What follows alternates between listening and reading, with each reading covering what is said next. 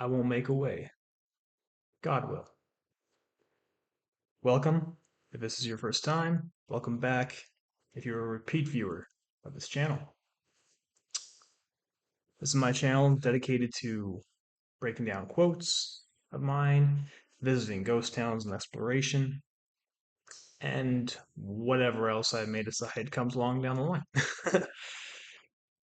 Thanks for coming by, and I hope that this video is insightful, beneficial, thought provoking, challenging, and engaging for you. All right. So, I won't make a way, God will. Why is this a quote that I've, you know, thought of, come down to, and what do I want to share about it today? It's a fairly straightforward, simple quote. I'm honestly probably not even the only person in the world who's ever come up with this quote, and a lot of people probably say it in various ways, and I'm not gonna necessarily try to, pin my hopes on saying I'm the only one who's ever made this quote. That's just not the case. I have other quotes that could much more aptly fill that bill. But there is a massive weight to this quote and understanding it. And that's what I want to dig in today.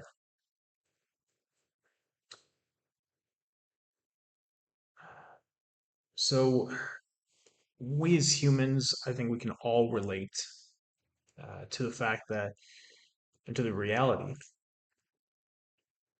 that we want to have our way, that we aspire for things, we desire things, we pursue things, people, environments, situations. List goes on and on about right things that are good, bad, in between for us, right, and for others. But we want to make a way. We want to know everything. We want to be able to have control over all those events that relate to us, that even don't relate to us in certain cases. We want to be able to have influence over everything in the way that we have, right? But it's important to realize that we can't and won't always be able to make a way. It's not always in our capacity to do so. It's not always within our privilege to fulfill that. So I'm going to break it down in 3 points and tie it in with three biblical applications or verses that apply to understanding my thoughts of this quote that I've come up with. So the first thing we have to get comfortable with, because it's not something that we're comfortable with initially, it's a hard thing for us to do, but is giving up our desires to control everything that we can do, that we can go for, whatever it might be, right? So that's just stated earlier. We can have ambitions for where we go, what we do, the people we're with, and these aren't necessarily always bad. Sometimes they're really good and noble desires, pursuits, right? And it's good to plan and prepare what our where we want to go in life and what we want to do and who we want to be with.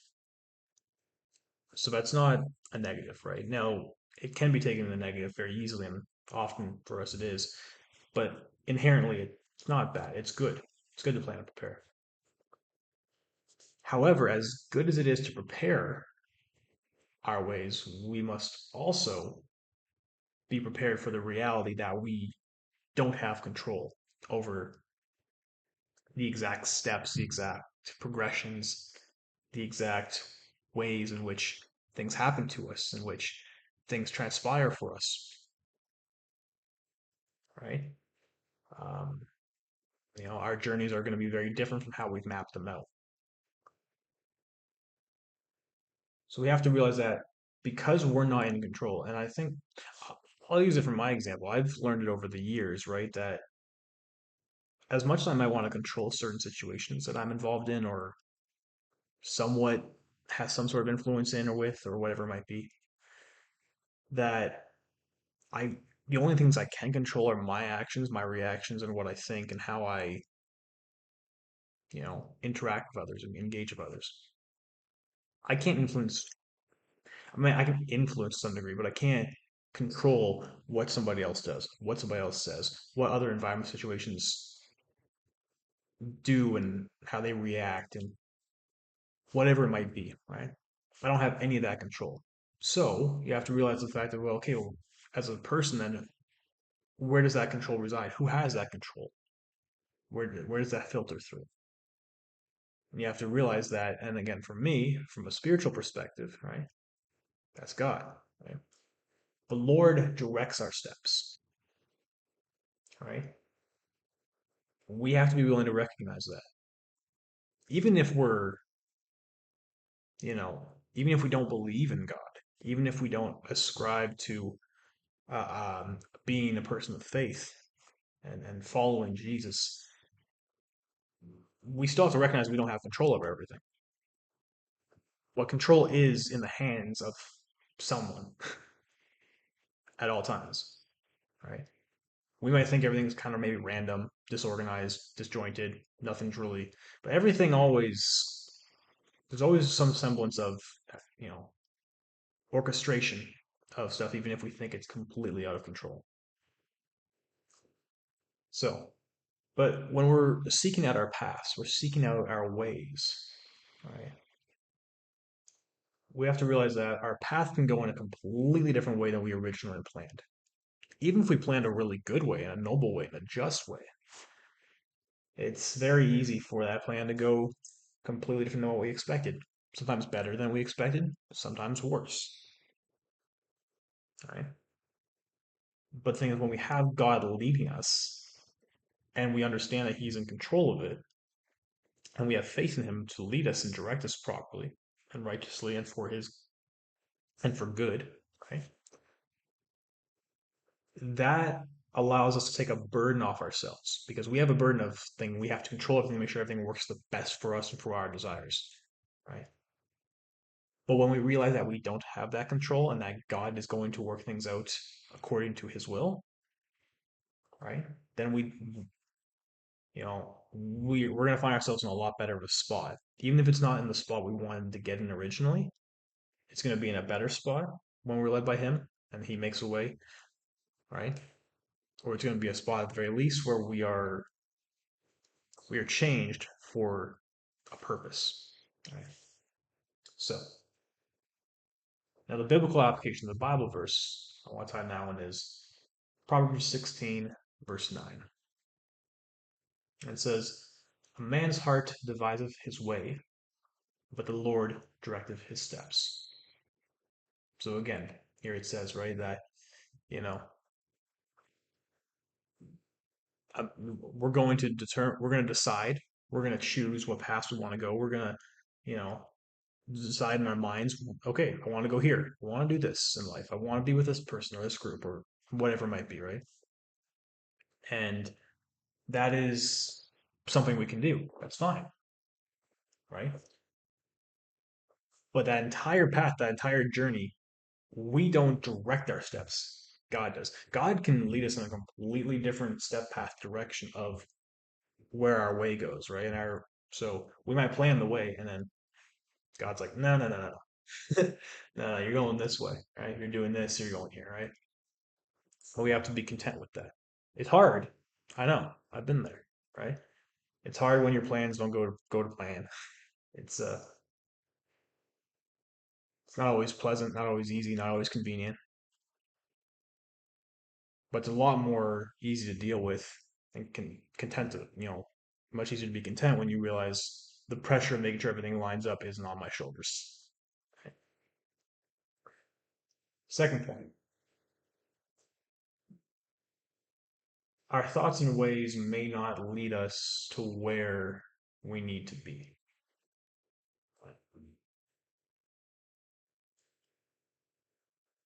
A reason why we should and ought to have trust and faith in God for His leading us and whatnot, in His wisdom, in His provision, is because we don't have the full picture, right? We can't see what events are going to happen in the coming days, the coming weeks, coming months, coming years, right? We can't see any of that stuff. We can, speculate. We can we can have things lined up for coming days for events and things like that and be prepared for those stuff. Doesn't mean it's going to happen like that. Doesn't mean those things are ever going to happen. Um, and there's a lot of things that go beyond that where we simply cannot plan it. We cannot fathom what exactly is going to happen. So listen, we can plan and devise our will, our way, our thoughts, um, right? However, like I said, our understanding of where everything goes, our vision for everything is exceptionally limited, right? It's very, very narrow, very narrow. Um, like when we're wanting to go to a different place in life, a different area, and if we're wanting to grow, if we're wanting to reach different peaks, right? We're wanting to climb a mountain from a valley position, right? Essentially, we have to trust in the Lord because He's God. He sees and knows everything.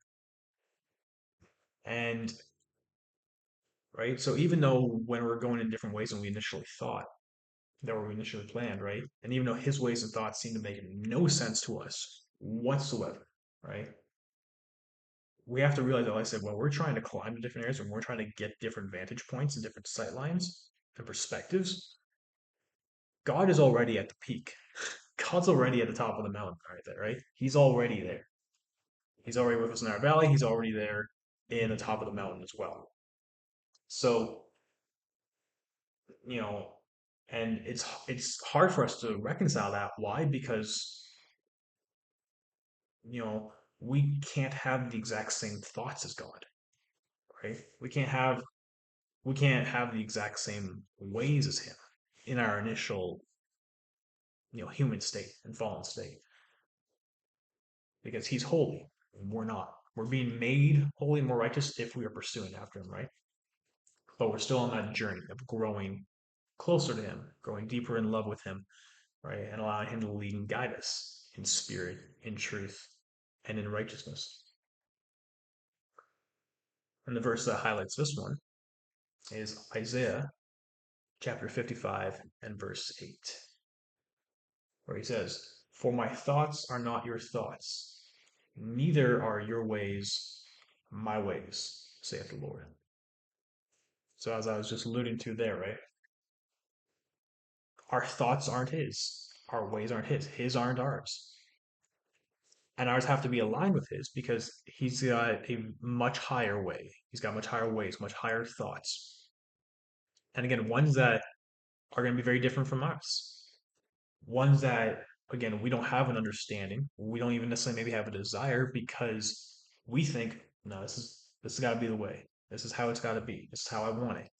And God takes us in a different direction, and we won't like that a lot of time because it goes through more pain. It goes through more struggle or trial.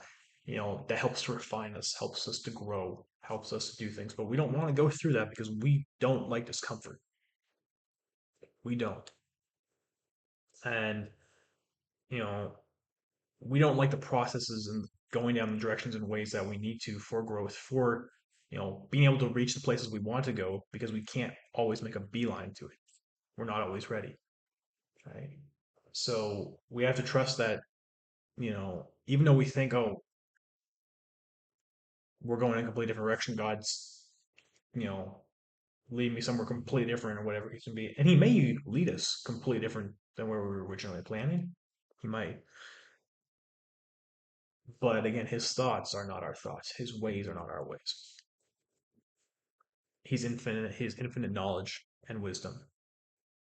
And His will, right, is going to be complete, is going to be fulfilled. So we have to have that perspective, right? And then the third point I want to make is probably going to be maybe even the most relatable to some degree for all of us who have gone through the process and stages of, you know, getting to a point in our goals and our ambitions and our pursuits. And there's there's something stopping, right? So, third point, we have to trust that God will make a way where we know that we can't. So, like I said, we're going to find ourselves in places, situations, in positions where what we desire, what our will is, we aren't able to accomplish, right? Especially on our own, right? We might be able to get to a certain spot, we might be able to get to a certain place, but then we're met with roadblocks, obstacles, things that are stopping us from getting to where we want to be. You know, and this can be for anything, like I said, in relationships, in job pursuits and career aspirations, creative endeavors, where we live, um, name it, whatever you want, right? So, but this is where, you know, we shouldn't give up hope. It's very easy to give up hope in a situation because we're thinking, well, I have no more power. I have no more control. I have nothing else I can do with this.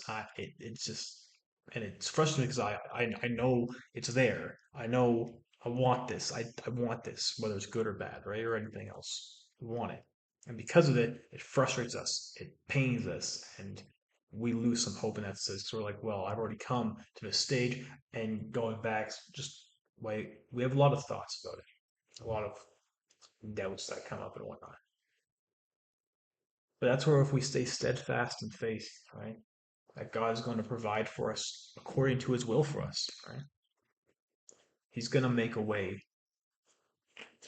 He's going to make a way for what we need and what He desires to give us. Not always what we desire, because our desires, if they're righteous desires and according to His will, absolutely, we'll get them, right? But there's some of our desires that are not righteous and not holy, and God's not always going to give them to us. But He's going to provide for us in what we need. So, like, and I'll use myself as an example to be somewhat relatable here instead of just throwing out um, generalizations, I guess. Right? There's been a lot of times in my life where I've wanted a particular job, or I've wanted to pursue a particular relationship with a certain person, or you know, and I line up what my I line up my ways, I line up my will, right? I'm like, okay, I'm gonna do this. I'm gonna, say this. I'm going to act like this. I'm going to, you know, pursue it in this way, right? And my thoughts are set.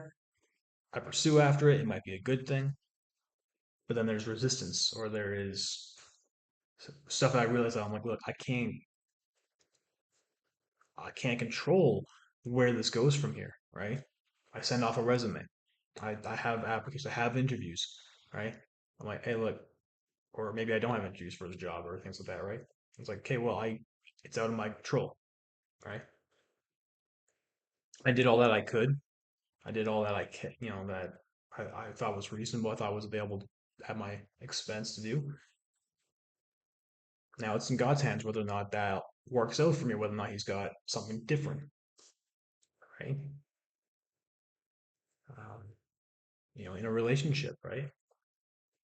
I can't control what the other person, if the other person is going to, desire me in the same way that I desire them, right? And it's not to, necessarily that I'm praying to God and ask Him to, manipulate other person's feelings or emotions to align with mine, right? But just, that look, I can't make a way in this capacity because again, I'm not in control of someone else. I'm not in control of other person's choices or decisions. I might have influence, I might be able to manipulate in certain ways, but I don't have that that control. So the verse here that I want to tie into this application is Isaiah chapter 43, verse 19, where it says, behold, I will do a new thing. Now it shall spring forth. Shall ye not know it? I will even make a way in the wilderness and rivers in the desert. So here again, God's saying, right? He's going to do a new thing. So even when we're used to, okay, maybe like, you know, we want to go this way, we want to do this, God's like, nope, I'm doing something different. I'm doing a new thing. Don't worry. I'm going to do it. You're going to know it. Right? But he even says here too, I will even make a way in the wilderness, right? And rivers in the desert. And these are two situations which are examples which are really hard for us to be able to fathom on our own, right? We're like, well, okay, rivers in the desert. Desert's dry, barren, doesn't have water usually, right? Rivers in the desert. God will make ways like that. Same thing applies for our lives. And then make a way in the wilderness, right? He's going to make us a way where we don't know where things are. We can't see. We can't, you know, we can't gauge everything, right? And this applies to us in our in life in every way, in every aspect of our lives, right? Like I said, career endeavors, relationships, uh, creative pursuits and endeavors, living accommodations, dwellings, right? Um, and the litany of everything else. So we have to realize, right, that first and foremost, we don't have control over everything. We can't have control over everything. And this should give us peace. This should give us, you know, rest, and it should give us contentment in realizing, okay, I don't have to worry about forcing this. I don't have to worry about pushing this. I might want this, but at the end of the day, I won't make a way, but God will. And it's going to be for His glory, and it's going to be the best thing overall for my relationship with Him, my relationship with others, and the way that He can use me the best, again, for Him, for His kingdom, and to bless me and for me to bless others, right? Right. And we might want to be in a place where in a relationship or someone else that, again, we can't make a way in that way because that's not what God's will is. God's way is in a different way.